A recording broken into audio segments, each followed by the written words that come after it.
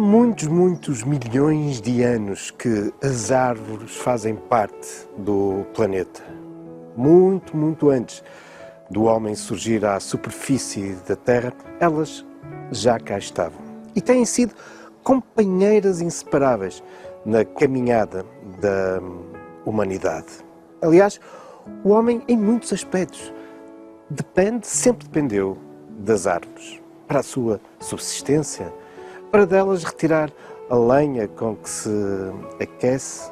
Aliás, foi até das árvores que há bem mais de 2 milhões de anos os nossos antepassados desceram para depois começar a desenvolver as suas características bípedes que darão origem ao homem atual.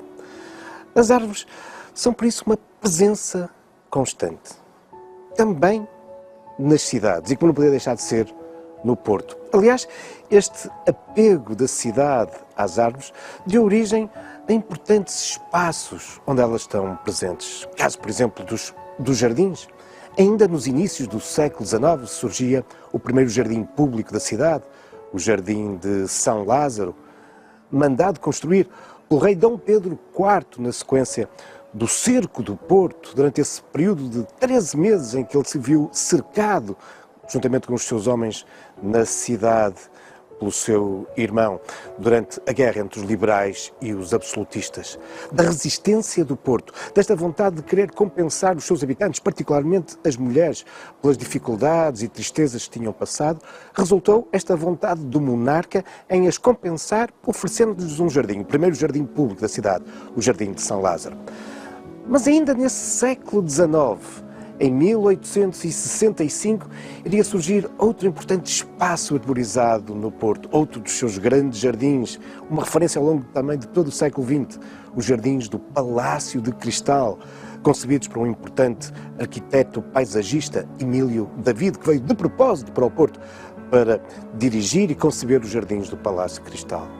Já bem mais recentemente, na passagem do século XX para o XXI, a cidade viu surgir outro importante espaço arborizado. Não é propriamente um jardim, é um parque urbano, o Parque da Cidade. Sim, as árvores estão presentes, são incontornáveis na própria imagem da cidade do Porto. Mas ao longo da história houve algumas que se evidenciaram, exemplares únicos, que fazem parte da memória, da identidade da cidade. Ainda recentemente, nos caminhos da história, nos debruçamos sobre um desses exemplos. Uma árvore que sobreviveu durante mais de 400 anos. Uma árvore que, na sequência de uma tempestade, acabou por tombar no Jardim da Cordoaria, já nos anos 80. Foi a famosa Árvore da Forca. E a cidade tinha uma tal empatia, uma tal relação com essa árvore, que ela obteve mesmo no século XX a classificação de imóvel de interesse histórico. Uma árvore que de resto fazia parte de outro desses importantes espaços arborizados da cidade, um jardim romântico que tinha surgido no século XIX. Mas, para lá do Jardim da Cordoaria, nós encontramos outras árvores enquanto exemplares únicos se destacam. Vamos conhecer um outro caso relativamente próximo do Jardim da Cordoaria.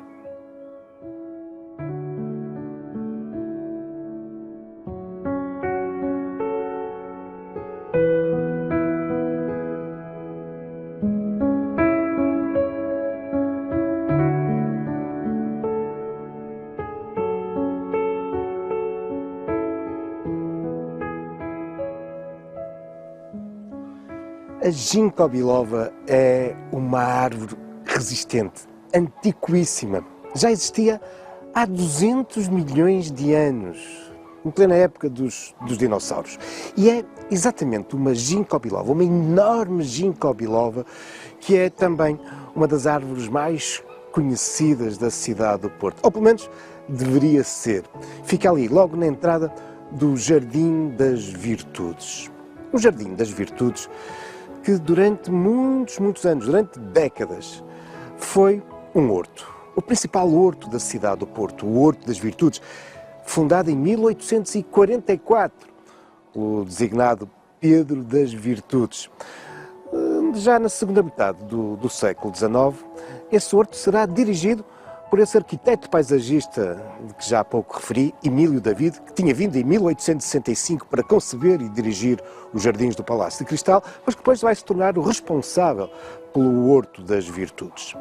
Era um espaço belíssimo e de uma enorme dinâmica. A cidade reconhecia no Horto das Virtudes um espaço de referência, um dinamismo que fazia com que publicasse mesmo um jornal regular, dando, obviamente, voz e publicitando as espécies que vendia, mas dando também conselhos aos jardineiros e horticultores amadores e não só.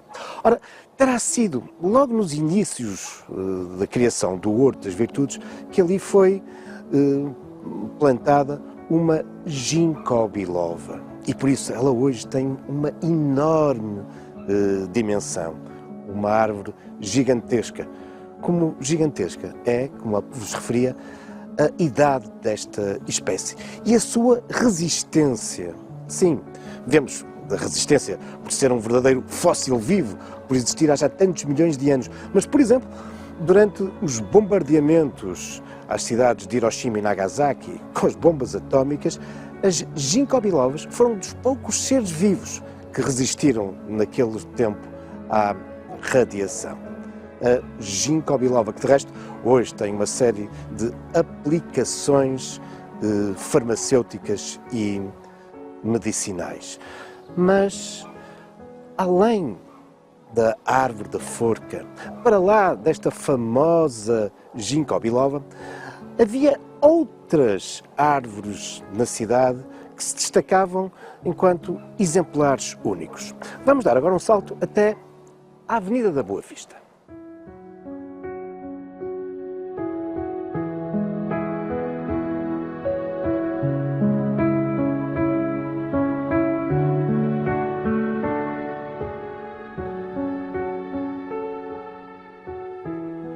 Sensivelmente a meio da Avenida da Boa Vista, encontramos uma referência a outra enorme árvore que durante muitas décadas, bem mais de um século, marcou também a cidade, pelo menos aquela parte da cidade, na Avenida da Boa Vista. Era um pinheiro manso. Ainda hoje, uma rua que desemboca na Avenida da Boa Vista tem exatamente essa designação, a Rua do Pinheiro Manso. E era voltada para essa rua e confinando com a Avenida da Boa Vista que existia uma extensa quinta onde se encontrava esse pinheiro. Uma quinta que tinha um grande palacete que foi demolida em 1971. Mas o Pinheiro Manso, esse, nessa época, já lá não existia. 30 anos antes, a 15 de fevereiro de 1931, durante uma enorme tempestade que se abateu sobre a cidade, esse pinheiro acabou por ser derrubado, mas no seu lugar, mantendo esta memória, foi plantado outro, que também viria a ser afetado bem mais recentemente por uma tempestade, mas manteve-se a tradição. E neste largo, junto à Avenida Boa Vista, encontramos sempre pinheiros mansos, evocando essa presença desta árvore na cidade. Aliás, a presença dos pinheiros é muito antiga no Porto. E há uma outra área da cidade onde eles faziam parte da imagem, da identidade. Estou a falar-vos da Foz. Ainda hoje lá temos o topónimo dos Pinhais da Foz, porque até aos inícios, ainda meados do século XX, havia consideráveis extensões de pinheiros na Foz. Ainda hoje, ali junto à Ervilha, encontramos um pequeno núcleo de pinheiros que resistem. E claro, temos também a Pasteleira, o Parque da Pasteleira, um dos mais belos espaços da cidade que eu acho que os portuenses ainda verdadeiramente não descobriram. O Parque da Pasteleira, onde, para lá das intervenções paisagísticas atuais, estão salvaguardadas algumas dessas velhas e antigas manchas dos pinhais da Foz. É um espaço muito interessante. Mas, voltando à história dos pinhais, já no século XIX, Camilo Castelo Branco, nas cenas da Foz, nos fazia referência aos pinhais da pasteleira. Bom, na altura a designação ainda era do pasteleiro. Mas sim, o pinheiro faz parte também, e os seus conjuntos de pinheiros, os pinhais, fazem parte, com efeito, também desta história, deste património arbóreo da cidade do Porto.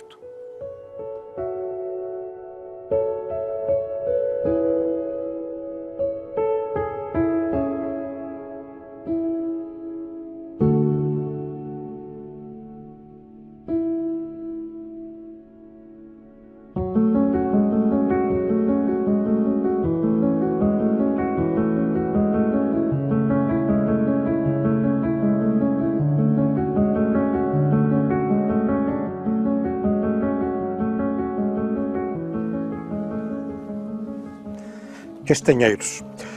Ora, a história do Porto, os seus topónimos, isto é, os nomes de lugares relacionados com ruas, relacionam-se também com castanheiros.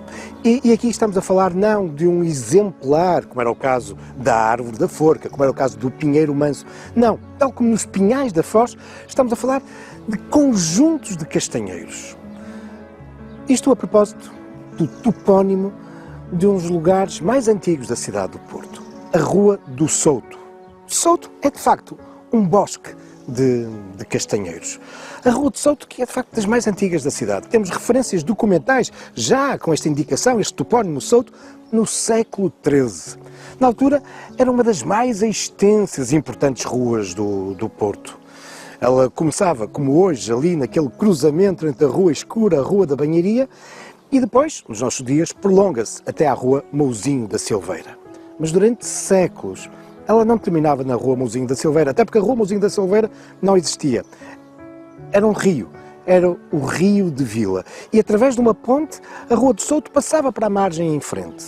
Passava junto de aquele que foi um dos primeiros e mais importantes hospitais da cidade do Porto, o Hospital de Roque Amador, e depois subia através da Ferraria de Cima, aquela que para nós hoje é a Rua dos Caldeireiros. Em 1522, a construção da Rua das Flores fez então dividir a Rua do Souto, e essa parte mais alta, na margem direita do Rio de Vila, perdeu a designação de Rua do Souto. Mas é interessantíssimo pensarmos que, em pleno centro histórico do Porto, na área classificada pela Unesco como Património da Humanidade, essa rua, algo sinuosa e muito antiga, em pleno coração da cidade, afinal, já foi um souto, um conjunto de castanheiros. E por isso, a importância da toponímia, a importância de preservarmos estes velhos nomes de lugares pelas incríveis informações, também históricas, que muitas vezes nos fornecem. E a propósito de conjuntos de árvores, vale a pena, por exemplo, recordar também um conjunto de oliveiras, que também durante séculos marcaram a cidade. Nomeadamente, do lado de fora da velha muralha fernandina, existia o Olival, conhecido mais ou menos hoje como o sítio onde temos um outro importante jardim, que já aqui falamos, o Jardim da Cordoria. Mas durante séculos, pelo menos até o início do século XVII, aí estendia-se um conjunto de oliveiras e por isso esse sítio era conhecido como Olival. Elas foram arrancadas nessa altura, mas a cidade manteve esta designação durante séculos, durante 400 anos. Apesar de lá não existir nenhuma oliveira, manteve-se o nome da Porta do Olival, o Café do Olival, a Farmácia da Porta do Olival. E agora, em pleno início do século XXI, naquilo que foi um dos momentos mais, enfim, interessantes relacionados com a toponímia da cidade, de novo, ali surgiu o Olival. Com efeito, este novo jardim que se desenvolve hoje entre a Torre dos Clérigos e a Livraria Lelo, este jardim chama-se o Jardim das Oliveiras ou do Olival. 400 anos depois, as oliveiras regressaram ao Porto.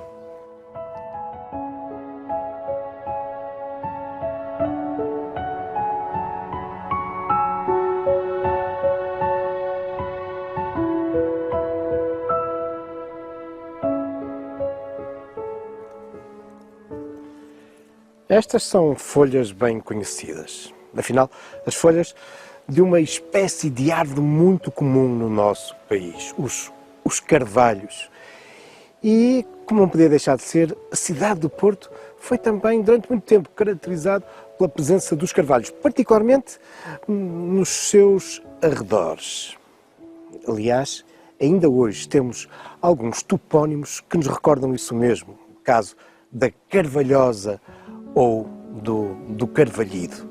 Nos evocam, efetivamente, essas matas, por vezes extensas, de carvalhos que existiam nos arrabaldos do Porto. A Carvalhosa é um topónimo resistente, daqueles que se enraizou na população. Ainda hoje toda a gente chama aquele cruzamento de Aníbal Cunha com a Rua da Boa Vista, o início de Oliveira Monteiro, como o cruzamento da Carvalhosa. Mas, em boa verdade, se forem lá, não vão encontrar nenhuma placa toponímica indicando Carvalhosa. E este é um dos problemas dos topónimos. Até há muito pouco tempo atrás não havia muita preocupação em preservar estas velhas designações da cidade. No afã de homenagearmos determinadas datas ou personalidades, fomos perdendo muitos dos velhos topónimos que afinal nos davam tantas informações. A Carvalhosa é um bom exemplo disso mesmo. Se formos até lá, bom, a única coisa que encontramos é a Travessa da Carvalhosa, uma artéria relativamente secundária, se pensarmos na importância que aquele topónimo teve naquele local. Mas o mesmo acontece umas centenas de metros mais à frente, no cruzamento do Carvalhido. Isto porque uma das ruas que desemboca nesse cruzamento continua a ter a designação exatamente da Rua do Carvalhido. Mas poderá ser um pouco estranho muita gente pensar, mas extensas matas de carvalhos? Mas então, na área circundante à cidade, não importava produzir do ponto de vista agrícola? Para que sacrificar terrenos para a manutenção de matas? Mas a verdade é que durante muito, muito tempo, a economia tradicional destas nossas comunidades implicava a existência de matas, e particularmente entre nós, matas onde havia uma grande presença de carvalhos, porque afinal era na mata que se ia buscar a lenha, era na mata que se recolhia uma série de frutos silvestres, era na mata que se ia buscar uma série de vegetação, como o urso, os fetos, que depois era utilizada para a cama do gado. E de resto, era também nas matas, com a sua diversidade ecológica, que servia de refúgio a uma série de espécies, que acabava por funcionar também como um local de alguma caça. E a esse propósito, estando nós no Carvalhido, importa recordar que nas suas proximidades se encontra uma das últimas matas relativamente extensas da cidade. A Mata da Perlada, que até alguns anos atrás servia de Parque de Campismo do Porto. Essa mata que nós sabemos que em 1758 pertencia a uma vasta quinta, a Quinta da Perlada, e que os seus senhores, os Noronha e Menezes, nessa mata faziam caça grossa. Ou seja, ainda por ali havia pelo menos uns javalis. Uma mata que é ainda pouco conhecida da cidade e tem imenso interesse. Lá encontramos algumas intervenções desse famoso arquiteto italiano Nasoni, incluindo um lago com um castelo, um revivalismo de castelo no meio desse lago. Um lago rodeado por um extenso conjunto de árvores.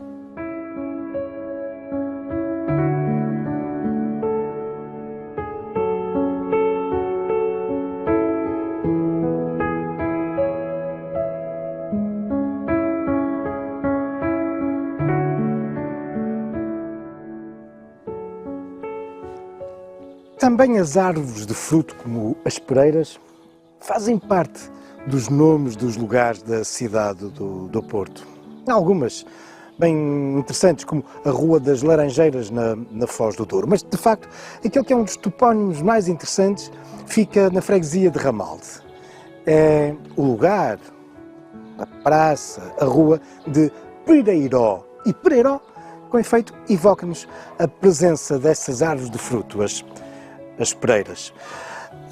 E vem também reforçar as características daquela que é uma freguesia, das maiores freguesias da cidade, que só passou a integrar a cidade do Porto em 1895 e que durante muitos séculos se caracterizava pela sua ruralidade. Ramalde era conhecida como uma importante terra de produção, nomeadamente de milho. E no século XIX, fruto dessa abundante produção de milho, também uma importante terra de produção de gado vácuo.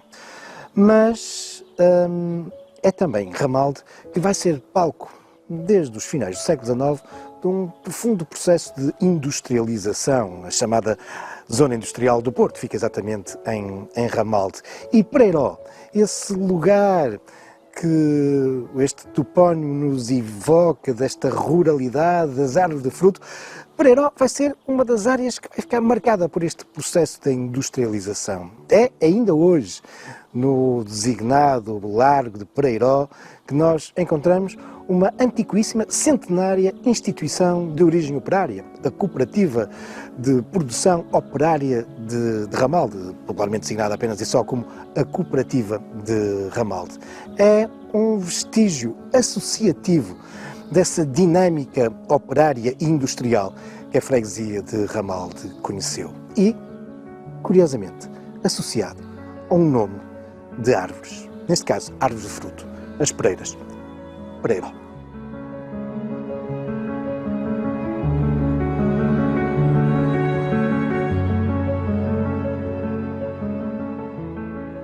E nesta nossa viagem pelo Porto, em busca de topónimos relacionados com árvores, regressamos à Carvalhosa. Mas a nossa atenção não se vai centrar agora no cruzamento da Carvalhosa e nessa evocação dos carvalhos.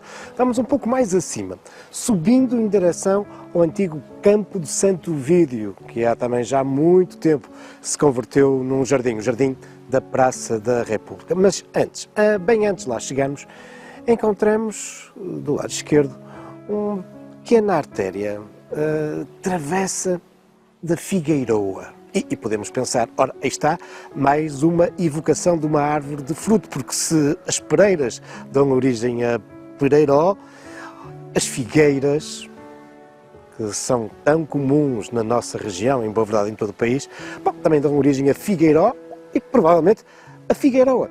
Só que neste caso, a evocação Figueiroa não se relaciona com uma árvore. Estamos aqui perante um antropónimo, isto é, o nome de um lugar que resulta do nome de uma pessoa. Sim, Figueiroa. Figueiroa era o nome da família, que sabemos que no século XVIII e ainda nos inícios do século XIX eram um dos proprietários de uma das grandes quintas que então se localizava nesta área da cidade. Bom, uma área que depois foi sendo urbanizada, mas o nome do terreno dos Figueiroa, da Figueiroa, permaneceu até hoje. E aqui estamos, uma vez mais, perante a importância da toponímia, da salvaguarda destas memórias e desta identidade da cidade que nos é permitida através dos nomes dos lugares. Sejam árvores, sejam pessoas ou até, às vezes, também de profissões e um outro sem número de interessantíssimas pistas que nos é permitida pelos topónimos. E há tantos.